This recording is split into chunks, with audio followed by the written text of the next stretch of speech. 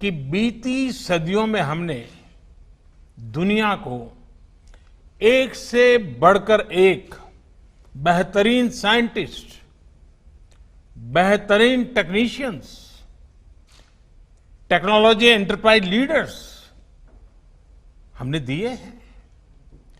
लेकिन ये 21वीं सदी है और तेजी से बदलती हुई दुनिया में भारत को अपनी वही प्रभावी भूमिका और उसको निभाने के लिए और अधिक तेजी से हमें खुद को भी बदलना होगा।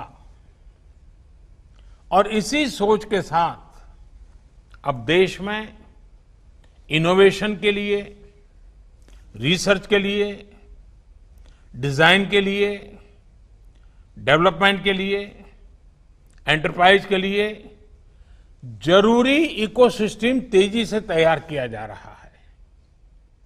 अब बहुत ज्यादा जोर दिया जा रहा है क्वालिटी ऑफ एजुकेशन पर। 21वीं सदी की टेक्नोलॉजी को साथ लेकर 21वीं सदी की जरूरतों को पूरा करने वाली एजुकेशन सिस्टम भी उतनी ही जरूरी है।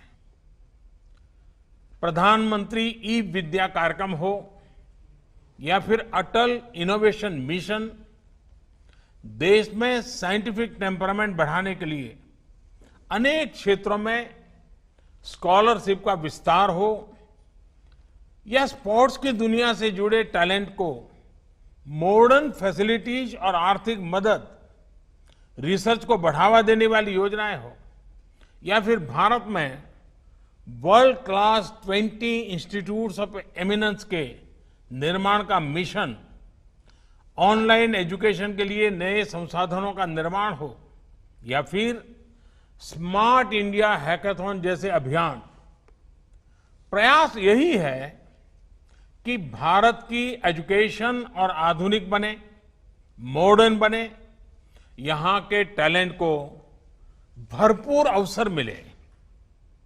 साथियों, इस कड़ी में कुछ दिन पहले देश की नई एजुकेशन पॉलिसी का ऐलान किया गया है।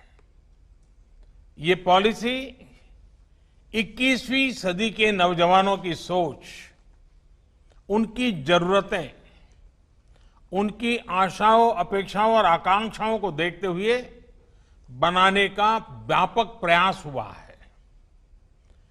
5 वर्ष तक देश भर में इसके हर बिंदु पर व्यापक डिबेट और डिस्कशन हुए हैं, हर स्तर पर हुए हैं और तब जाकर ये नई नीति बनी है। ये सच्चे अर्थ में पूरे भारत को, भारत के सपनों को, भारत की भावी पीढ़ी की आशा आकांक्षाओं को अपने में समेटे हुए नई भारत की शिक्षा नीति आई है। इसमें हर क्षेत्र, हर राज्य के विद्वानों के विचारों को समाहित किया गया है और इसलिए ये सिर्फ एक पॉलिसी डॉक्यूमेंट नहीं है, बल्कि 130 करोड़ से अधिक भारतीयों की एस्पिरेशंस का रिफ्लेक्शन भी है। साथियों, आप भी अपने आसपास देखते होंगे, आज भी अनेक बच्चों को लगता है कि उनको एक ऐसे विषय के आधार पर जज किया जाता है जिसमें उसका कभी इंटरेस्ट था ही नहीं। माँ बाप का, रिश्तेदारों का, दोस्तों का, ओवरऑल एनवायरनमेंट का प्रेशर होता है, तो वो दूसरों द्वारा चुने गए सब्जेक्ट्स मजबूरन पढ़ने लगते हैं। इस अप्रोच ने देश को एक बहुत बड़ी आबादी ऐसी दी जो पढ़ी लिखी तो है, लेकिन जो उसने पढ़ा है उसमें से अधिकांश उसके काम नहीं आता है। डिग्रियों के अंबार के बाद भी वो अपने आप में एक अधूरापन महसूस करता है। उसके भीतर जो आत्मविश्वास पैदा होना चाहिए, जो कॉन्फिडेंस आना चाहिए, उसकी कमी वो महसूस करता है। इसका प्रभाव उसकी पूरी लाइफ की जर्नी पर पड़ता है। साथियों, नई एजुकेशन पॉलिसी के माध्यम से इसी अप्रोच को बदलने का प्रयास किया जा रहा है। पहले की कमियों को दूर किया जा रहा है। भारत की शिक्षा व्यवस्था में अब एक सिस्टमैटिक रिफॉर्म, शिक्षा का इंटेंट और कंटेंट दोनों को ट्रांसफॉर्म करने का प्रयास है। Friends, the 21st century is the era of knowledge. This is the time to increase focus on learning, research, innovation. And this is exactly what India's National Education Policy 2020 does. This policy wants to make your school, college and university experience fruitful, broad-based, one that guides you to your natural passions. Friends, you are among the best and brightest of India. This hackathon is not the first problem you have tried to solve, nor is this the last. I want you and youngsters like you not to stop doing three things: learning, questioning, solving. When you learn, you get the wisdom to question. When you question, you get out of the box methods to solve problems. When you do that, you grow. Due to your effort, our nation grows. Our planet prospers. Friends, India's national education policy reflects these spirits. We are shifting from the burden of the school bag, which does not last beyond school, to the boon of learning, which helps for life. From simply memorizing to critical thinking. For years, the limitations of the system had an adverse effect on the lives of students. No longer. The national education policy reflects the aspirations of young India. It is not process-centric. It is people-centric and future-centric.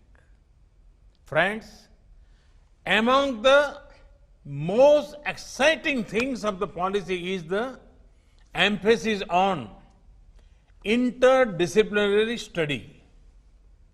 This concept has been gaining popularity, and rightly so. One size does not fit all.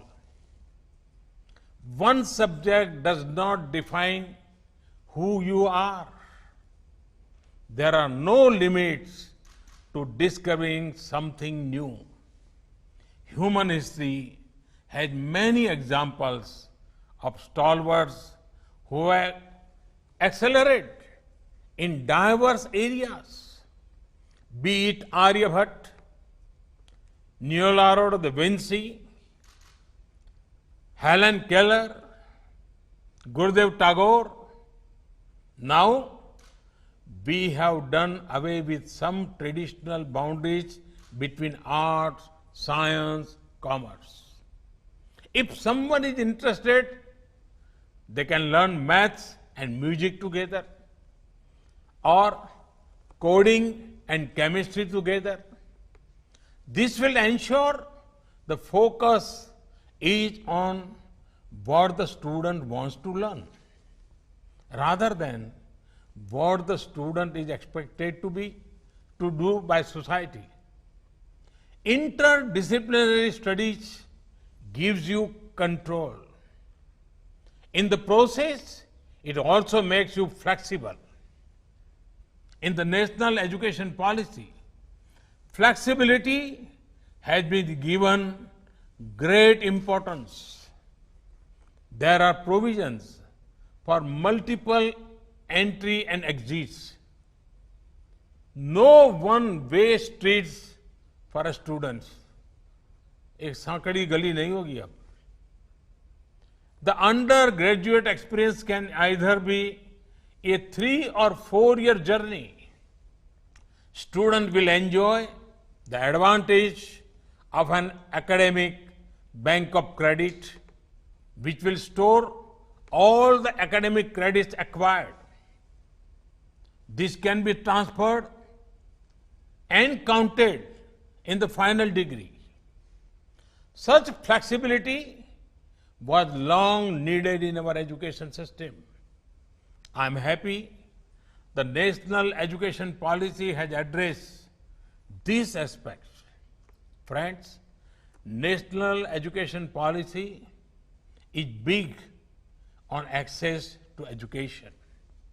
Starting from primary education, in higher education, the aim is to increase gross enrollment ratio to 50% by 2035. Other efforts, be it gender inclusion, fund, special education zones, question for open and distance learning will also help.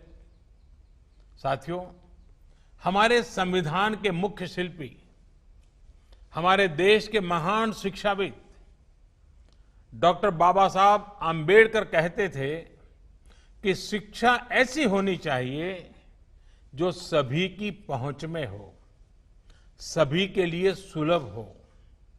ये शिक्षा नीति उनके इस विचार को भी समर्पित है. ये एजुकेशन पॉलिसी जॉब सीकर्स के बजाय जॉब क्रिएटर्स बनाने पर बल देती है.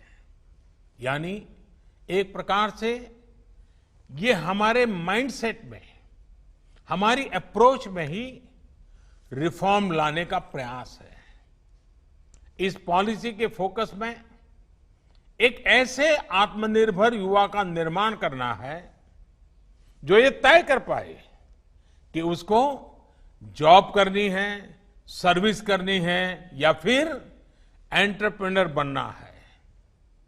साथियों, हमारे देश में भाषा, लैंग्वेज हमेशा से एक संवेदनशील विषय रहा है. इसी एक बड़ी वजह है कि हमारे यहां स्थानीय भाषाओं को अपने हाल पर ही छोड़ दिया गया. उसे पनपने और आगे बढ़ने का मौका बहुत कम मिला. अब एजुकेशन पॉलिसी में जो बदलाव लाए गए हैं, उससे भारत की भाषाएं आगे बढ़ेगी, उनका और विकास होगा. ये भारत के ज्ञान को तो बढ़ाएगी ही, भारत की एकता को भी बढ़ाएगी. हमारी भारतीय भाषाओं में कितनी ही समृद्ध रचनाएं हैं, सदियों का ज्ञान है, अनुभव है. इन सब का अब और विस्तार होगा. इससे विश्व का भी भारत की समृद्ध भाषाओं से परिचय होगा. और एक बहुत बड़ा लाभ ये होगा कि विद्यार्थियों को अपनी शुरुआती वर्षों में अपनी ही भाषा में सीखने का अवसर मिलेगा. इससे उनका टैलेंट और पुष्पवित पल्लवित होने के लिए मैं समझता हूं बहुत अवसर होगा. वो सहज होकर बिना दबाव के नई नई चीजें सीखने के लिए प्रेरित होगा. वो शिक्षा से जुड़ पाएगा. वैसे भी आज जीडीपी के आधार पर विश्व के टॉप 20 देशों की लिस्ट देखें तो ज्यादातर देश अपनी गृह भाषा, मातृभाषा में ही शिक्षा देते हैं.